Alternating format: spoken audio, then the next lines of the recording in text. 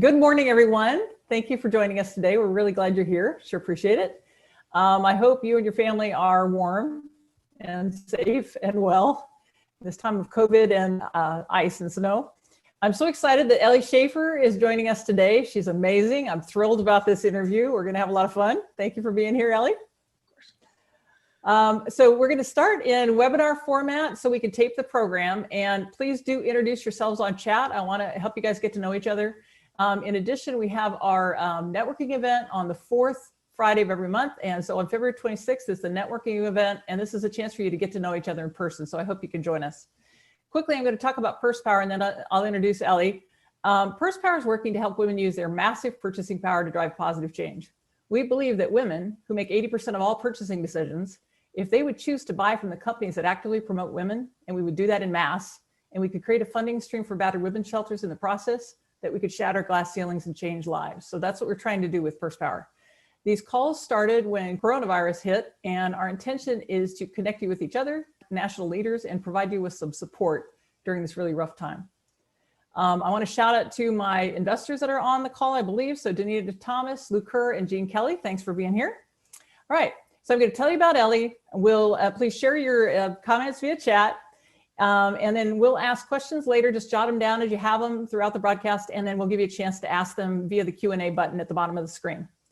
So the Honorable Ellie Schafer served as a special assistant to President Barack Obama and director of the White House Visitor's Office in Washington, D.C. from 2009 to 2017. She has gained a reputation for being the go-to consultant for dozens of races, ballot measures, and legislative projects. In addition, she's really great at and successful at helping to shape public opinion towards individuals and institutions. She did some advanced and logistical work for political campaigns, foundations, national and world leaders. Among some of the people that she's worked with are a Pope, the Dalai Lama, John Kerry, former President Bill Clinton, and the Gores. She accompanied Senator Barack Obama at the time on his tour promoting his book, The Audacity of Hope, when he announced his candidacy for the presidency. And then she became a part of his team day one. Just a few more. She's got a really long bio, so I'm going to pick out the high points here. All right, so she helped transform how guests perceive the White House. And she orchestrated the private events, including the Easter egg roll, drawing 35,000 children and parents to the South Lawn. Overall, she managed more than 1,500 events with 4.5 million guests in her time at the White House. Oh my gosh. All right, she's consulted with Buckingham Palace and the FBI. Among her many honors, she was in the inaugural class of President Obama's Leadership Academy and was enlisted as a mentor for First Lady Michelle Obama's Mentoring and Leadership Program. She's also one of the Capital File magazine's Women Who Wow in 2010. And again, she was in Out Magazine, named as one of the 100 most influential men and women who inspired, shaped, and changed the world. Oh my gosh, holy smokes. Thank you for being here, Ellie. Thanks for having me. This is awesome. It's gonna be fun. It's gonna be fun. All right, to start, we wanna get to know you, okay? So please do give us some idea of your backstory and how you arrived at this place in your life and career. Yeah, I wish it was a straight line. It was just zigzagging all over the place. You know, I graduated from college. While I was in college, I kind of floundered a little bit. I always used my college career as it's not how you started, but how you finished as my mantra for college. And I bounced around after college and job to job. I didn't really know what I wanted to do. You come out of college thinking you're gonna run a company right away, and that definitely wasn't the case. Ended up, just bouncing around, like I said, from job to job, really trying to figure out what fit. And, and it really honestly wasn't like 14 years after I graduated is when really my career started to make sense. I managed political campaigns, here and there. Worked on mainly communications for campaigns. That was my major. And then I got, a friend of mine was doing advance work for Alan Tipper Gore in 2000. And advance work is basically, if you don't know, it's basically you just come in advance of the candidate or the principal or whoever, is coming in, and you get everything set up, right? They don't, time is precious for our leaders, and one of the most precious commodities you have as a person, regardless of what your stature is. Your time is everything. And so we really like to maximize that time. And so you have everything set up, the crowd, the podium, the signs, things like that. So in this case, the candidate can just come in and they just come in, give their speech and leave. So you do advance work. I fell in love with it. And I was just like, it clicked. And I was like, this is amazing. And I started to do it more and more until I could start doing it as a profession and earning enough money for, it to be a profession. And that was a blast. And I started doing events. My first kind of full-time gig was in 2004 on a John Kerry's presidential campaign. And after that, John Kerry's presidential campaign is really when I learned the value of friendships and relationships. And, this was my family, that I was spending all of this time on the road with. And John Kerry's campaign was not successful, and, it was heartbreaking, but it was like amazing to me how cohesive this family stayed together. So right after John Kerry's campaign, I got a call from a friend of mine who was on John Kerry's campaign and said, I'm doing this event with His Holiness the Dalai Lama. Do you want to help? And I was like, yes. Wow. That's amazing. And so I worked on that for a year, and it was a world tour that he did. And I worked on that. And then after that was done, I got a call from another friend of mine from John Kerry's campaign who said, Senator Obama is coming out to the West Coast to do his book tour. Are you interested in helping? And I was like, absolutely. And so I did that. And she called afterwards and she's like, you like him, he likes you, he's going to run for president, figure out how to get to Chicago.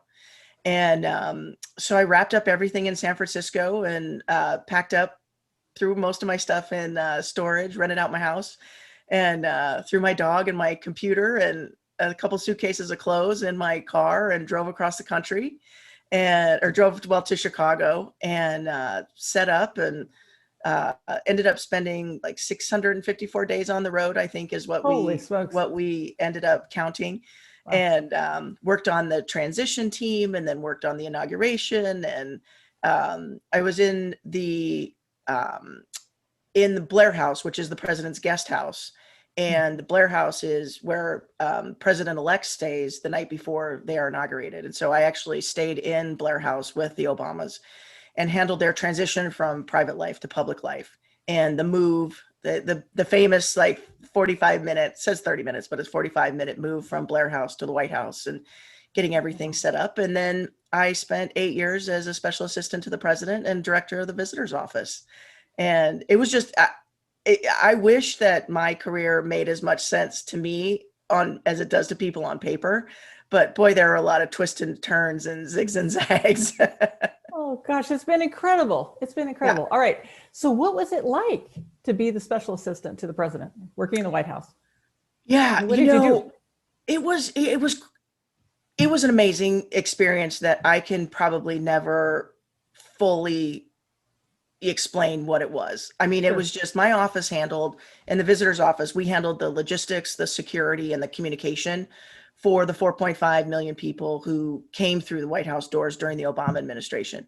Wow. And, also we developed, and produced, kind of conceptualized and produced everything from the Easter egg roll, July 4th, the lighting of the Christmas tree, some of those larger events.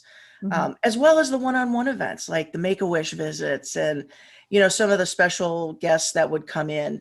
And, it was amazing. And, I think working at the White House was something that's, like I said, it's so hard to describe. And it's mainly because most of it is so unbelievable where people are like, that didn't happen. Yes, it did. When you come through the door of the White House, it's interesting because you have a 4-year or an 8-year shelf life. there's, and that's it, right? You're out, you're either 4 years and you're out, or 8 years and you're out. And so you have a finite amount of time to get your agenda passed. And so there is no time to waste. And so drinking from the fire hose, not only is there no time to waste in getting your agenda done, but there's no time to waste in learning on how to get it done. Wow. And so you have got to like hit the ground running from day one, and it doesn't really stop until you leave. And it's really kind of an interesting, it's an interesting one to think through. The volume of emails, the calls, the, being on, 24/7. It's like, it's unbelievable. I know, Billie Jean King has a saying called pressure is privilege. And that, it's a privilege to be there, but the pressure also is just, unbelievable. And, I think one of the things that's unique about the White House is you see the best of the best and the worst of the worst. And you see the Olympic gold medalist or somebody who had a heroic event, or you see, Make-A-Wish kids who have, very little time left. And so it's just so emotional, in addition to the impact and the pace of everything. It's also the emotion of it is really hard. And then I think, when I talked about being on, the other thing that you have to remember is every single thing you do represents the president and the first lady and the White House. And you work for the American people. And that is your job. And you have to represent yourself accordingly. How you answer the phone, how you write your emails, how you talk to people. It matters. It matters to them. You want them to feel special because they are special. And you have to, take time, if you've had a bad day, to just check yourself and say, I'm going to take a breath before I answer this phone. And, and then pick up the phone call and, and be excited. But that kind of that level of customer service of being, on 24/7 is pretty cool. Incredible. Too. So. Well, it's interesting because you do high profile events now, and you do them online and offline, right? And so that fast paced environment, doing it right, really, really right, has carried over into the work that you're doing right now, right? Yeah. Do you have any other insights about working in that kind of environment, that high pressure, fast paced, high stakes? Yeah, I mean, it is. Don't do it. No. Don't do it. Avoid it at all costs. If you want to sleep, don't do it. It gives you a lot of gray hair. It is. I think the biggest thing that I always found is like the normal things. People would always say, I'm a crazy dog mom. That's not what people say, but I am. That's a fact. And so I'm a crazy dog mom. And I always laughed. People would be like, wow, you're at the White House and you're with the president and all this stuff. And I was like, yeah, 5 minutes ago, I was, squatted over picking up my dog's poop, with a poop bag. Keeping it real. Yes, indeed. It's like, yeah, but like, don't forget that there's, real stuff that happens. And, for me, it was like carving time out to spend time with my wife on special days for her or my friends or my parents or my family. It's like, yeah, that stuff is important, but being at the White House is important, but you have to carve out time and find that balance. Some days are better than others. And, I didn't always get it right, but finding that balance is what gives you that longevity and the ability to actually keep that pace for so long. Right. Okay, speaking of your family, I want to bring that up. So even though you worked in the Obama administration and with several people in the Democratic Party, I understand that your father is a former Republican governor of the state of North Dakota. So, and you two have a podcast or something together and you focus on bipartisanship. Yep. Can you talk about that? And then I'm really interested in your thoughts on how we bring the country together. Yeah. So it's interesting. I grew up in a very conservative family. And, like you said, my father was former governor of North Dakota and former Secretary of Agriculture under President Bush. I'm very proud of him. He's done an amazing job. And he's a really great guy who fights for what he believes in. I don't always agree with it in his approach, but, I so appreciate, everything he's done. We butted heads over the years politically. That's not a secret. But, we always do it with love. And we always come back to, he's my father and I'm his daughter. And, we really think through, how you like kind of attack one another, and it's like, there's no reason to attack, we can actually just disagree. I use the example for us is I am a member of the gay community, and my father is a very conservative Republican who was not necessarily very thrilled that I am a member of the gay community. We'll put it that way. And it was a very hard time for our relationship. And we struggled and we didn't talk for a while, and there were a lot of arguments, and, everything you can imagine is so heated and it's so personal. And, when people say to me, they'll say like, well, I don't, agree with gay marriage. It's not personal. And I was like, it kind of is personal because that's everything that I am. Sure. And so, it's just so heated and so personal, but we made it through. We decided to, not draw a line in the sand, and not make statements that you can't walk back from. Yes. And we decided to work through it. It took, I think, 16 years, but he and his, he was at our wedding. He was at my wife and I's wedding. And that was a big deal. And that was a big concession for both of us. And I think we both recognized it and celebrated it. And, and I think you can get there and there's, a lot of love, and kind of get away from the bashing somebody from anonymously from behind the keyboard. And that's one of the things that we talk about in our, my father does a radio show. He fills in as a guest host on a radio show, and he usually calls me and we banter back and forth for a little bit. And we're hopefully starting a podcast here soon. And I misunderstood. People are asking about the name of the podcast. This is coming from Ellen Graham. So we're going to get it going. We wanted to wait until after we were going to do it before the presidential race, but it was so close. We wanted to wait until after. So anyway, so we're hopefully going to get it going. We're still thinking about the name. Okay. But I think love is going to be in there somewhere. But it's just like having that conversation with love and compassion. And I think, it's not if we can do it, you can do it too. It's if you can just step back. There are times that I wanted to fire off an email to him or a phone call to him or say something to him that I knew was going to be, it was going to be hard to walk that back. And I took a minute, you take the proverbial walk around the block, blow off some steam. And then I was able to have a conversation with him that was more meaningful and actually probably got through to him more than if I would have yelled or, drew that line in the sand. And that's some of the things that we talk about, is that it's okay to disagree, but it's not okay to hate. Right. And you're never going to change. You're never going to change anybody's opinion by calling them names and yelling at them. Yeah. And I talk to friends of mine. I have a lot of friends on the Republican side. And, we chat, and, I'm still friends with them. They're still friends with me. And, I have some of my friends on the kind of the left side say, how can you still be friends with them?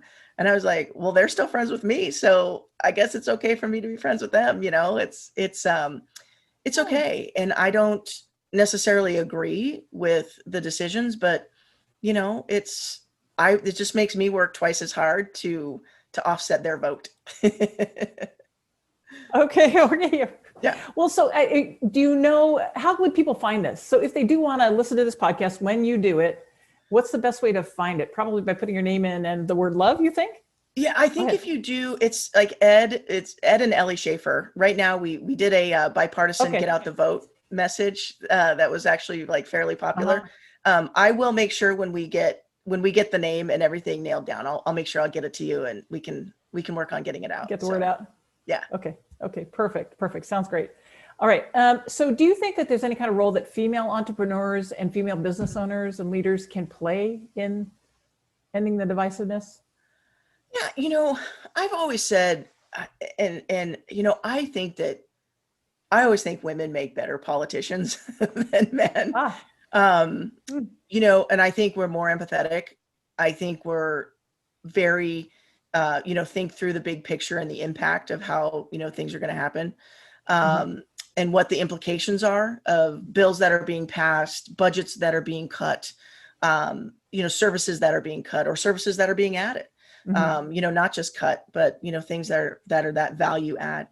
And I think women are just very more, you know, much more level-headed about it. And I think bringing that compassion and that empathy, not giving up what you believe in at Right. all, but having a conversation and, you know, less heated, less, you know, firing off, you know, from behind the keyboard, that anonymous, you know, firing off from behind the keyboard that has gotten people into so much trouble and so much rage that's in this country right now. Yeah. And, you know, you say things behind a keyboard that you would never say to somebody in person. And, you know, and just kind of getting away from that. And I think, you know, women have a tendency to think through that more, and partially because so many things have been said to us over the years and growing up that we know how it feels. You know, we know the, you know, being talked down to. You know, we had we just got a new car. I had a 23-year-old car, and it yeah. And so we traded it in, and there was a noise coming from the front of the tire. And so I took it into the shop. By the way, the car's like 3 days old, right? I took it into the shop, and the mechanic looks at me and he said, "You know, ma'am, cars make noise." And I said to me, and I looked at him and I said, "Well, it sounds to me," I said, "I have a 23-year-old car and it never made that noise." And I said, "It sounds to me like the caliper pin locked." And he was like, "Oh, okay." You know, but while I was doing that, you know, there was so much, not rage, but emotion, because I had been talked to that way my whole life. Like, I don't know what's going on. And I'm just some, you know, woman who doesn't know a thing about cars, you know, or anything like that. And to check myself, to say to him, "This is what I think it is." Like he was like, "Oh," I mean, it made more than if I were going to start yelling at him, you know? Right. And I think women have that, you know, we have that because we've been, you know, we know that emotion because we've had it most of our life. And so we have a tendency to be entrepreneurs, run our companies, run government, you know, be leaders with that, you know, kind of mindset. Understanding. Yeah, no, that makes perfect sense. Wow, good job. All right, so I know you really had to pivot during COVID, and a lot of businesses are having to do the same. What recommendations do you have about pivoting to something better right now? Well, I mean, it's survival of the fittest for sure. Yeah. I did lose, you know, last year was not a good year. I ended up losing some business, but we had to pivot. You know, one of my clients, we decided to go digital and do a virtual summit. And, you know, that pivot is what, you know, kept me and my company alive, pivoting to virtual. I think the thing to remember as we go back from COVID and we get back to in-person events is that virtual events are a supplement to an in-person event. They're never going to replace the friendships, the connections that in-person, you know, event brings. And that's something to remember. You can reach a whole other audience with virtual. You can reach global. You can reach, you know, different audiences for not, you know, less money and, you know, and things like that. But that in-person connection is never going to be replaced virtually. And so that's kind of one of the things to remember. But when you do the digital events, you know, like creating as much of that as you can, creating as much of that connection as you can possibly do. So I want to hear how you do that. So how do you approach that? I agree. You know, so part of my company, I do event strategy.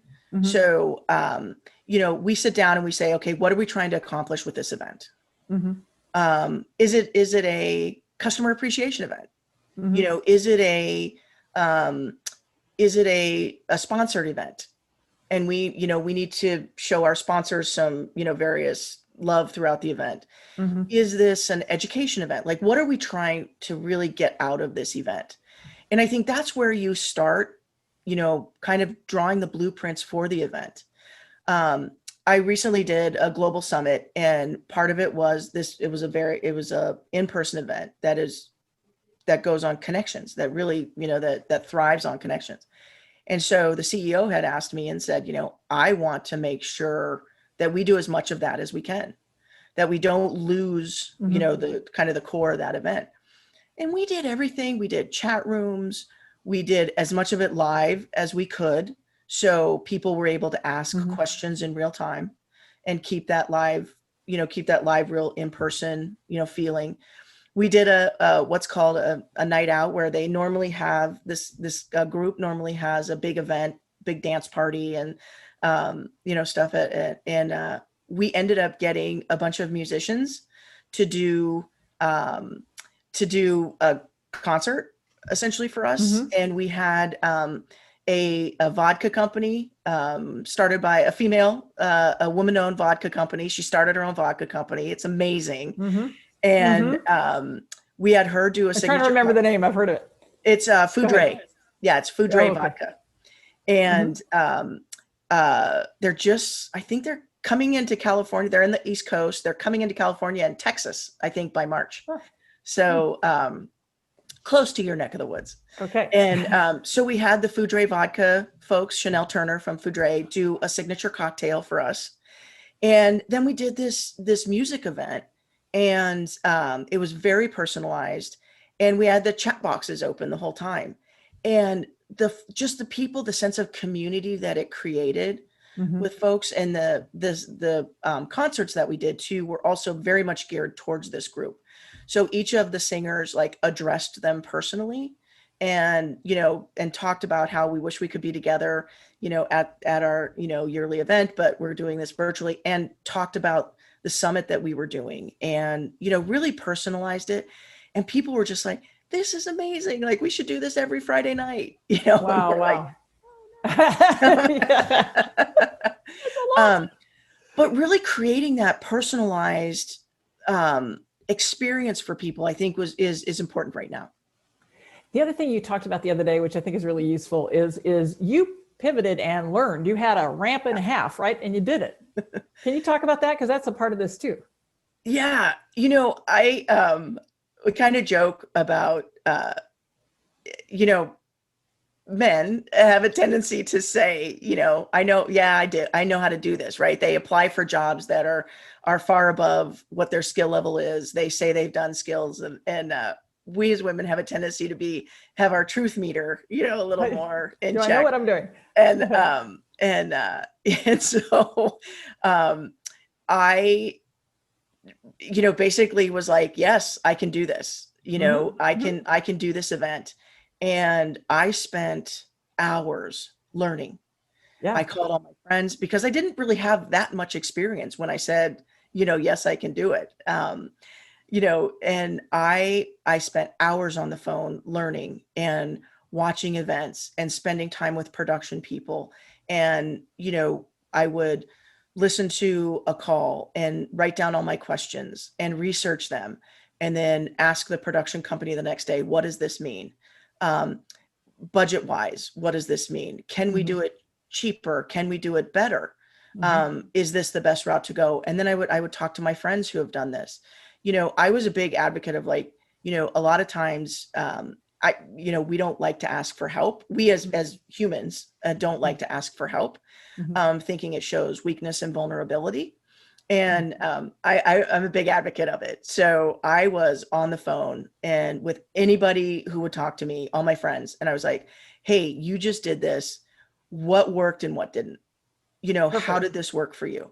I was on the phone. Honestly, I have, some friends who are in entertainment, and I was on the phone with them, and I'm like, okay, from your perspective, what works for you and what doesn't? Because that helps me shape, this event from both sides. And, from the attendee side, from the production side, from the speaker, from the talent side, and so we were able to shape these, various, these kind of major components. And I was able to just get as much information as I could, and just dive in, and I must have spent probably 3 months, the first 3 months, just learning and developing. And, you would write, I talked about, developing a blueprint earlier, and I would write, or kind of a structure of this event down. And then I would go out and talk to people, and I'd be like, okay, no, that didn't work. Thank goodness for a whiteboard. And, I was like, no, that doesn't work. And, finally we found a formula that was actually really good. And, I just wasn't afraid to ask for help and tell people that, look, this is, I don't have a lot of experience in this. I have a lot of experience in production and event management.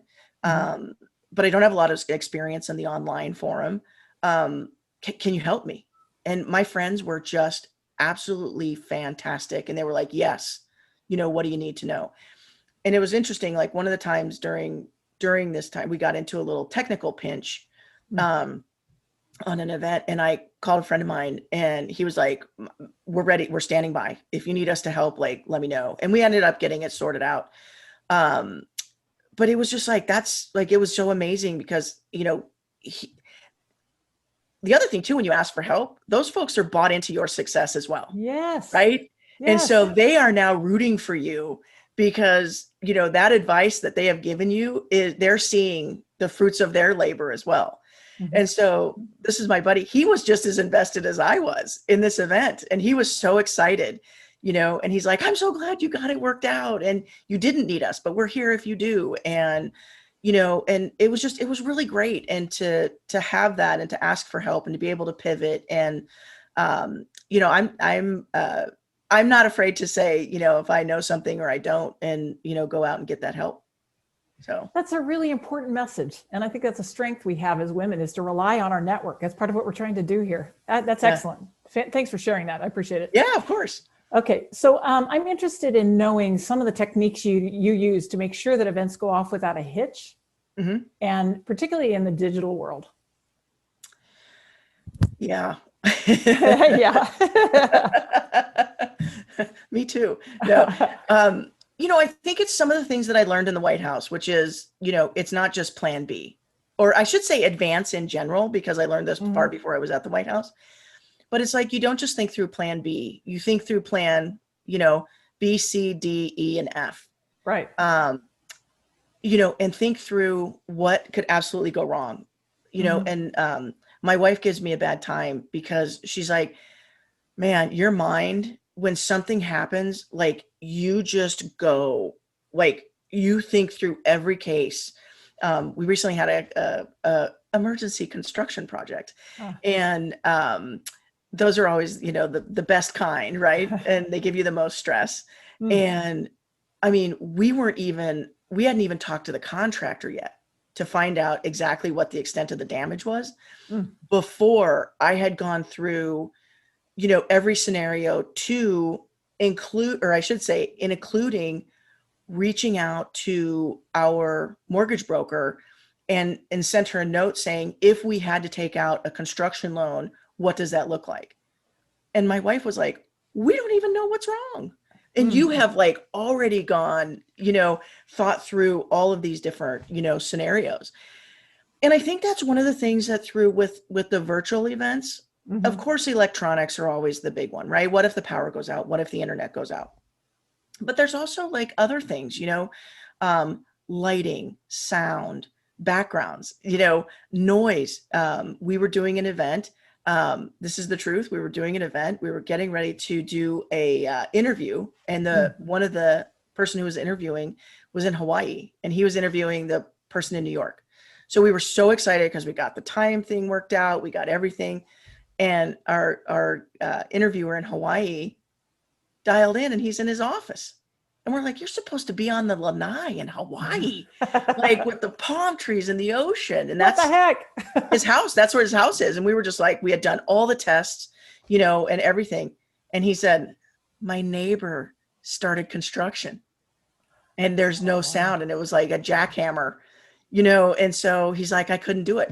But we had thought through, like, if that like we had thought through several different places of where he could go, including like a library, that has internet at the library if needed be, if needed. Mhm. And so we had like all these different scenarios. So when it happened, he just, went through basically the scenarios that we had talked about, and, went in, hopped in his car, went to his office, and wasn't really phased, Mhm. and Mhm. wasn't rattled. Mhm. And he was like, I wish it would have happened, but, it didn't. And as opposed to, a panic call of like, what are we going to do? What are we going to do? Or trying to make it work while the sound was there, or, other thing. And so thinking through all those different scenarios that aren't Mhm. just, the obvious, power and internet, but other ones is what really, helps those digital events go through. What's in the background? What's the lighting going to be like? If we're talking at, the lighting in my office right now is very different in the afternoon because I get the west sun. Mm. And so it's like super bright and shines like on this side of my face. So, thinking through like what time, I would say to people, like, I would like to FaceTime with you, at the time that we're going to do this interview so I can see what the lighting is. Very Um, good. Wow. just Wow. thinking through like some stuff like that. Yeah. That's amazing. Very good. Very good. All right, guys, I want to give you a chance to ask questions. Go ahead and put them in the Q&A box, and let me ask her one more, and then it'll be your turn. All right. Let's see here. Well, you know what? I want to go ahead and go over to them. So Elena Zucker is saying, did you work closely with Pete Souza for photo ops of visitors and events? What was that like? Pete's great. So I've actually known Pete for quite a few years, and he actually, I really first spent a considerable amount of time with him at Senator Obama's presidential announcement tour. And Pete was our photographer on that tour when we were in Springfield, Illinois in early February of 2007. So Pete's just a great guy. And one of the things that I love about him is he's a artist, right? And he's one of the best in the business, but he is so open to suggestions. So like we could say, Pete, there's going to be this great, thing that's going to happen or whatever. And he's like, yeah, let me go take a look. Like he never had in his mind, like, I know what I'm doing. Don't bug me.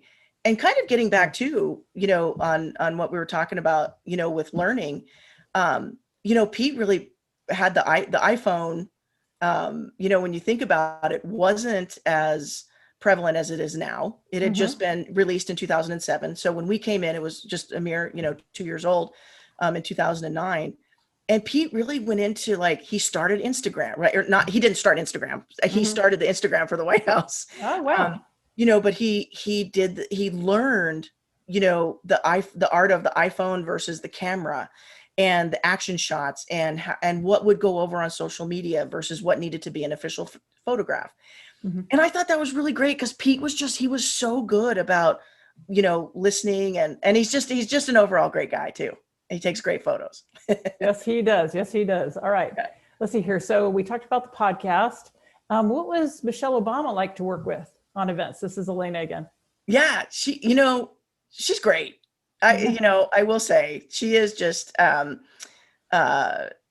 she's fantastic. And what I really appreciate about her is she used to say, I don't want to see, when I walk out of events, I don't want to see like staff and political people that I've known my whole life. I want to see real people that don't get an opportunity to go to these events all the time. And, and that's, and she, that was like all the way through, every event that we did. She wanted the White House to be opened up to, the people. And, we started a public lottery for tickets to the Easter egg roll. And Wow. she said, I want you to figure out a way to bring in the American public to the Easter egg roll. Because in the past, the tickets had gone to political folks. And so we sat down with Secret Service and figured out what they would be comfortable with, maintaining the security of the first family and what they'd be comfortable with. And we, proposed a lottery, a public lottery.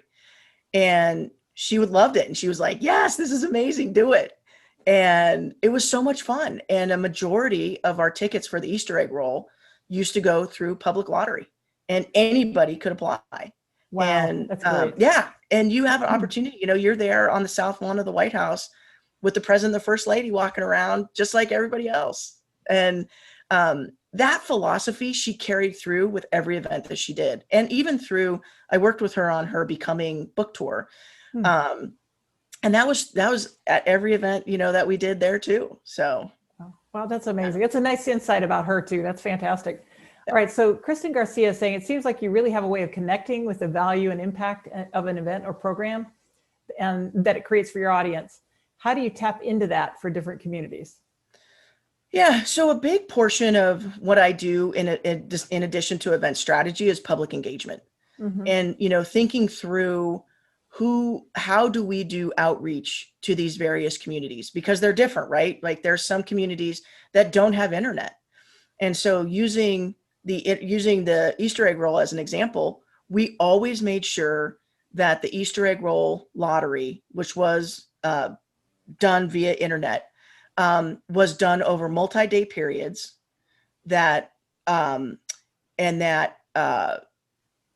if somebody didn't have internet, they had the option to get to a library or anything. It was never done over a weekend or holidays or anything like that. We always thought through, kind of some of the disadvantaged communities to make sure that it was a level playing field.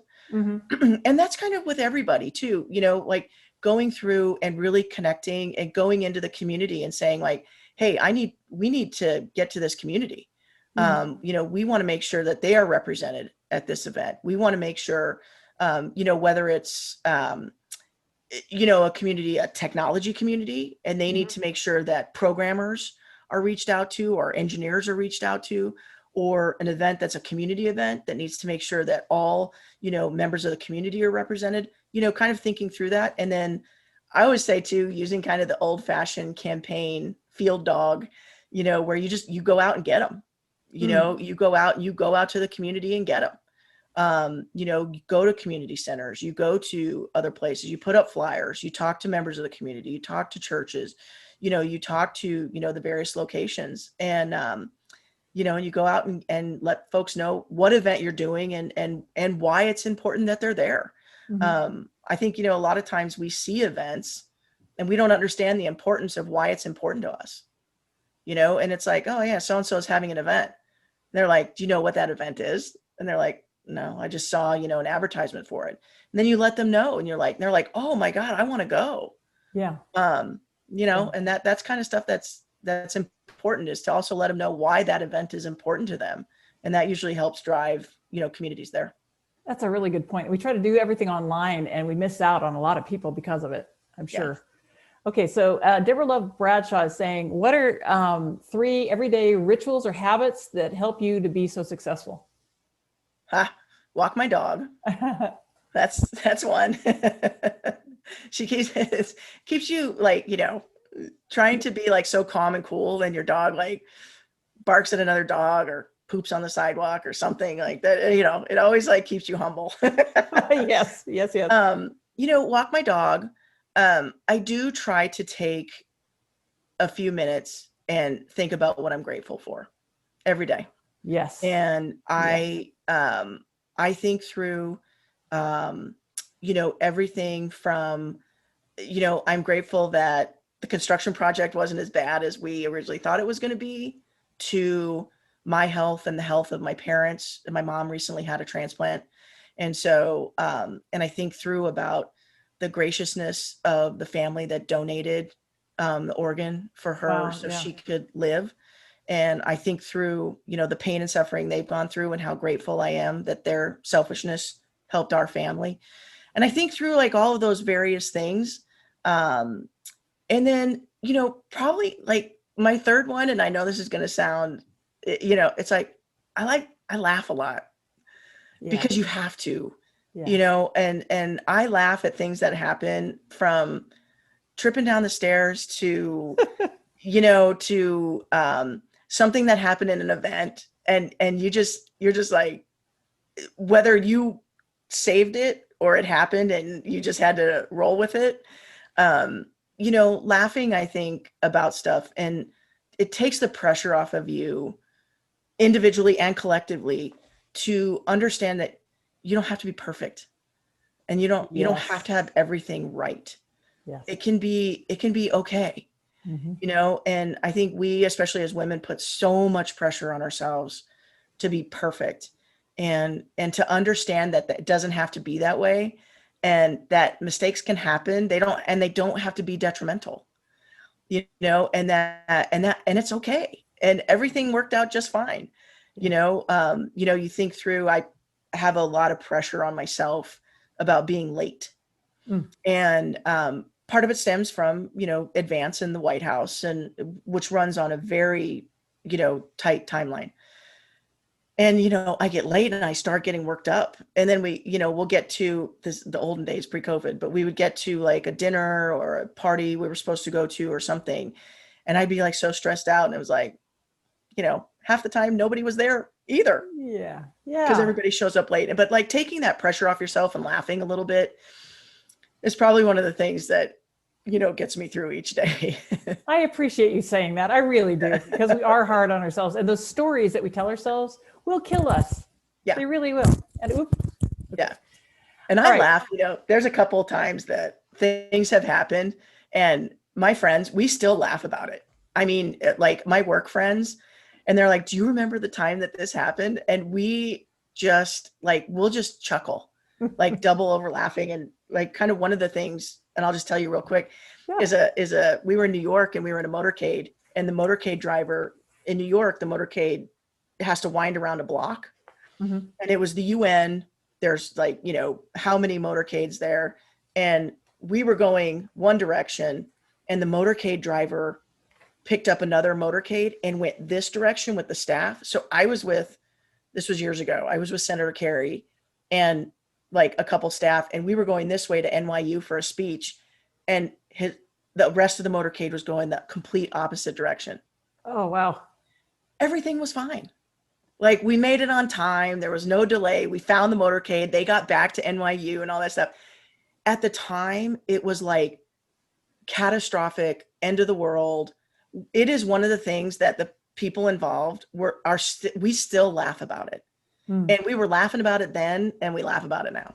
Yeah. And it's just not that bad. You'll make it through. I'm so glad that went well at the end of the day. I was worried about security is what went through my mind. I don't know if it did yours too. Yeah. Oh, okay. Yeah. Okay. All right. Let's see here. So you mentioned you're an event planner, obviously. Casey Hunter is saying, I am too. Curious if you will continue to offer online mediums for events when we can all return to in-person.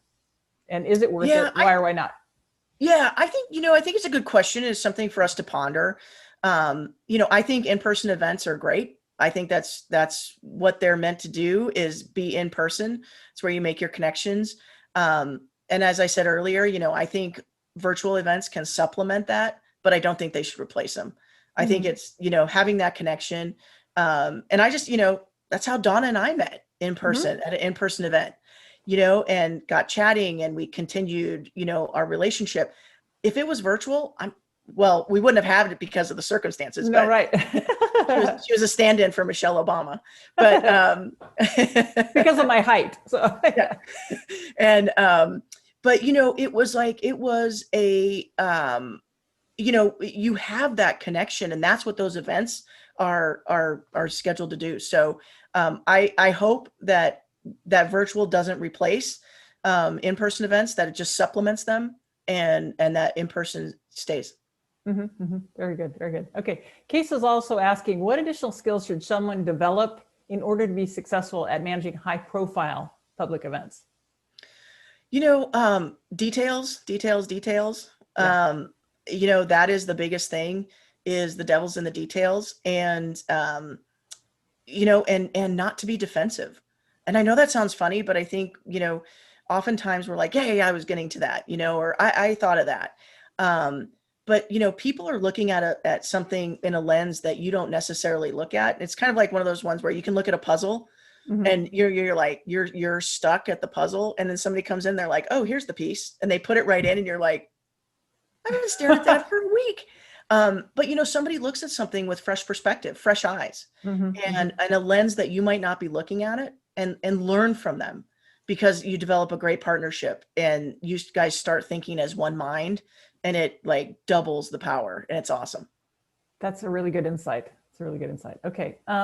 Which online sharing products have worked best for you and why? Online sharing. Are you like platforms, It's I guess? probably platforms. Yeah. Yeah, Any other tools?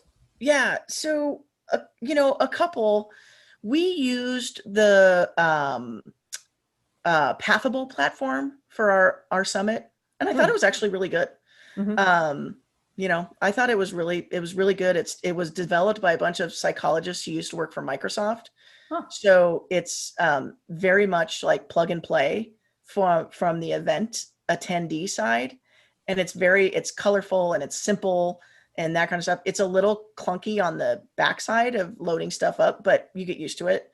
And so I thought the Pathable one was pretty good. So Pathable, Pathable. Okay, perfect. Yeah. It's so Kristen Garcia again says, it seems like you really have a way of connecting with value and impact of an event or program for your audience. How do you tap into that for different communities? Did we get that one already? I think that's where you kind of like design the event and figure out what is the purpose of this event and what are you trying to get out of it. Yeah. Okay. I think that's, kind of one of the big things that you look at. Because if you don't know, you can just design an event, right? Like I want to have a party. Think about it. It's like, I want to have a cocktail party. I want to have friends over. Or I want to have a Super Bowl party, right? I'm going to have a Super Bowl party and we're going to have football themed cupcakes and we're going to do balloons and we're going to do the colors of the two teams in the Super Bowl. And we're going to do really fun, I'm going to make the famous cheese plate that looks like a football stadium that you see all the time, and just some, different things like that. It's the difference between like having folks over and sitting around, just, chit chatting, which is totally fine, versus a much more, I'm going to invite my friends who are, in this case, like I'm going to invite my friends from Tampa and invite my friends from Kansas City. And we're going to bring everybody together to watch the game. Like it's a much more purposeful event if you can think through what you're trying to accomplish with the event. And it just helps you kind of not only devise the event and kind of draw the blueprint for it, but also helps you figure out who you want to attend the event. Okay, I'm interested in knowing what kinds of events you think we ought to be putting on or attending right now and how we can get the most out of them. Yeah, it's interesting. I think there's a lot of it's interesting because different parts of the country are in different, phases of reopening. And so I know like in California, we're still the only state that doesn't have indoor dining. So we have not been able to go to a restaurant for dinner for 11 months. So you will see us get that, when they do open up, I think we'll be going out every night. I think the events that we're doing right now, I always like to have some type of mental health component to them. Oh, nice. Mental health is always like such a stigma, right? Like everybody thinks it's like, oh, you're crazy. No, it's not. Mental health is like, I just want a community where I can talk to people, and creating that community, creating that kind of mental health aspect for folks, I think is important right now because we're all isolated in some way. We're either isolated from people, even if your community is open. My mother-in-law lives in Florida. They're very open. We just can't get to her, that kind of stuff. And so, there's very different, isolation, various types of isolation that are happening. So creating those communities and creating that ability for us to share and be with one another are a really important thing right now with whatever you do. If you're doing a summit and it's on business development, create a chat room, create a component, a talking, go live 15 minutes prior so people can chat, do breakout rooms, and then do your business, but do whatever you can to try to create that sense of community. Yeah, great point. Okay, guys, we are running out of time, so I'm going to ask her to kind of summarize her thoughts here. All right, so at the end of the day, what do you most want people attending to have learned from you, and what actions do you want them to take? Oh boy, actions. Be kind to one another. That's probably the biggest one.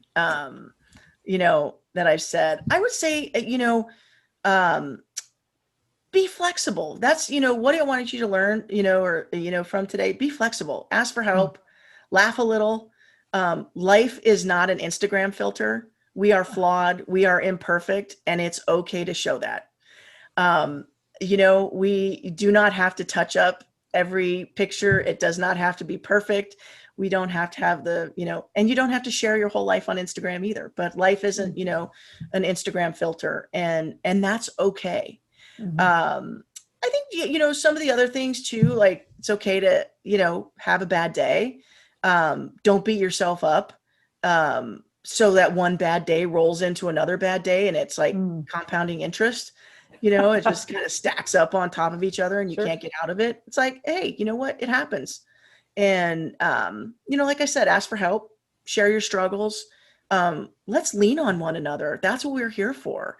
Yeah. We oftentimes don't lean on each other. How often do you hear, your friends, or have you said to your friends, geez, I wish I would have known, I wish you would have told me, and taking that shame away from somebody sharing, their life with you, and, things that maybe aren't going perfect for them. And like I said, kind of chuckling about things, and understanding that things aren't as perfect, and that things do happen, mistakes happen, and they don't have to be detrimental to everything. So you are so down to earth with all thank you.